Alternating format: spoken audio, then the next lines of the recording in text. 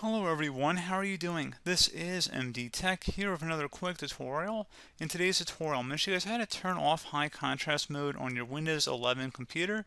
So this should hopefully be a pretty straightforward process, guys, and without further ado, let's go ahead and jump right into it. So all you have to do is right click on the Windows Start button, and then you want to select Settings.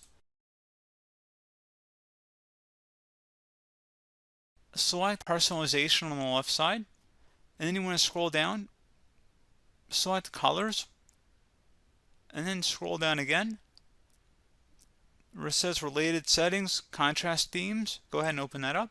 You can search for that in the search menu as well. And where it says contrast themes, go ahead and click inside the drop down and select none, and then select apply.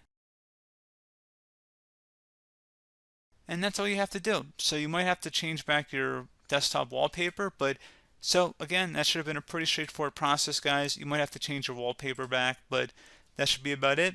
And as always, thank you guys for watching this brief tutorial. Do hope I was able to help you out, and I do look forward to catching you all in the next tutorial. Goodbye.